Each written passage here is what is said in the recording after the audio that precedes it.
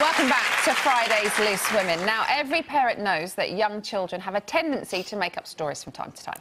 And yesterday, Mylene class revealed that her 5-year-old daughter, Ava, is no exception.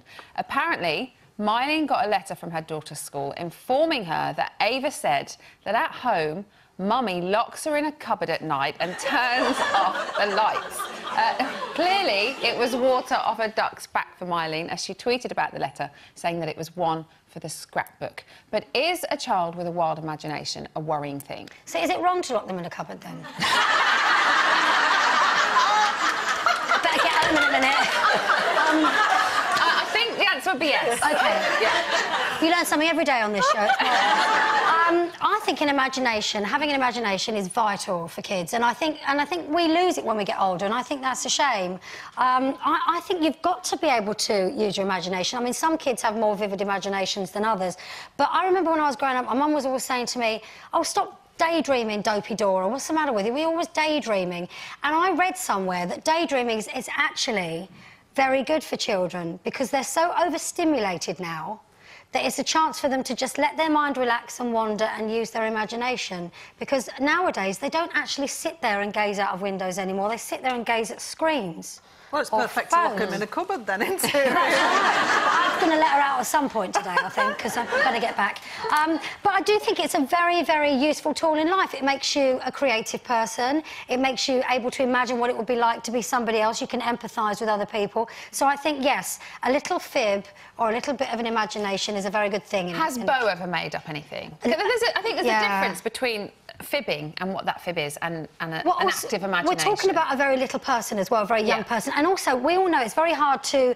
Sometimes the truth is very hard, and you have to have the tools to be able to be honest. It's not always easy. So when you're making your way in life and you're only little, it's easier just to say the first thing that comes into your head to get you out of trouble. So that's fine. Bo, on the other hand, has told everyone she's Jewish. We're not Jewish. No. We're not Jewish. We're not. But for some reason, she's decided that she is, and she's carried this on for years. I think it was when we moved out of North London and we lived in the Cotswolds, I think she wanted to take a bit of it with her. I don't know.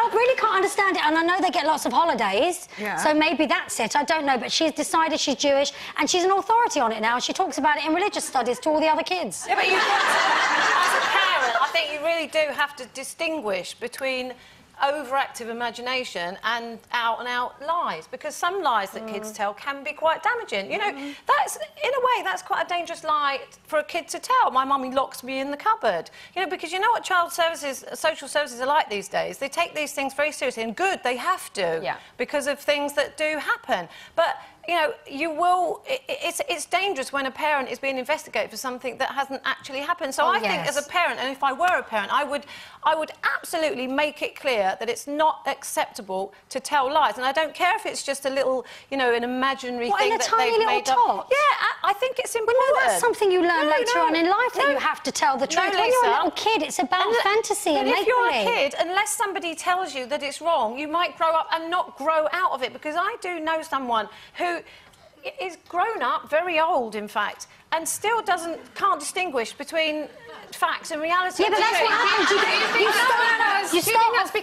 That has come from having an active imagination as a child, and not just because it has come from lying as a child and not being told that they can't do that, and they haven't grown out of it, and now they live in a fantasy world, and I can't. So do they still have imaginary friends? No, it's not that. It's not like that. But then isn't that actually believe anything they say? Between living in a so they're a pathological liar. Fantasy. Deluded, and delusional lying, but which has come from a very young age and has never actually been told that you can't tell lies. I would distinguish with a child. You can't say that. You mustn't lie. It's naughty and it's bad. And that's easy. It's not going to ruin their imagination. Imagination is a completely different thing. You can make up stories. You know, if you're in school and you have to write a story, you know, a little fiction story, that's fine. But telling other people damaging lies, I think, is wrong. Yeah, I think as well that when you have children that young, my daughter's nearly 4, and she loves role play. She's got a very active imagination. She's very creative, and sometimes she comes home and she'll go, "Mummy, a little boy hit me at school today," and I'll go, "Did he?" And she'll say yes. And Why don't you say no, he didn't? I'll say, well, because Initially, you need to find out, don't you? So course I'll you ask do. what his name was, and she'll say a name that doesn't even exist in the class, and I'm like, right, OK, where's this going? And then she goes, so, come on, let's go and tell him you're not meant to do things like that. And I'm like, okay. And then it turns into role-play, and it's a game. But your for instincts, you know, you can tell the difference between that you can tell and, whether and it's something going to that's be a real a game, problem. or whether it's she's just lying that she's been hit at school and she wants me to go to the school and tell them off. Yeah. Do you know what I mean? Or to say something or to bring it up. So I think there's a fine line between knowing when it's something that could really go far and get them into trouble, or whether it's part of their imagination and it's never really going to stick. Well, but you're playing along with it. She's just going to tell bigger and bigger ones. Yeah.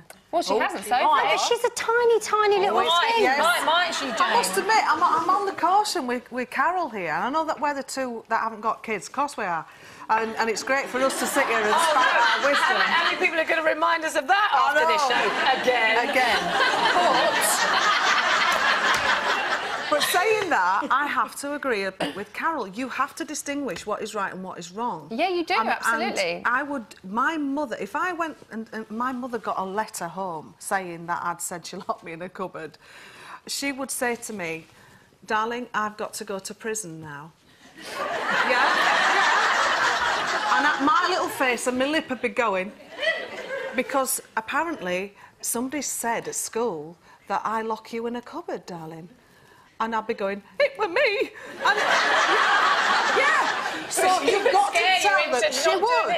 You have to tell them the consequences. Oh, for goodness. No, you don't. Honestly. Don't be ridiculous. Honestly, my mother would have done that to me. And Have you never lied about your age? Oh, all the time. But I haven't got a letter from social services telling me about it.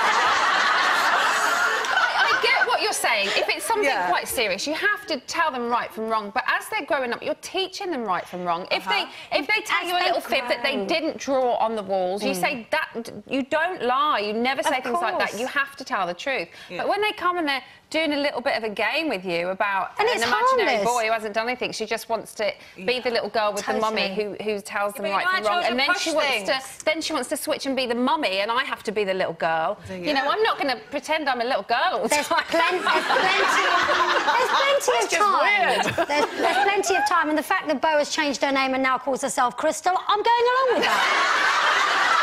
Kind of fun.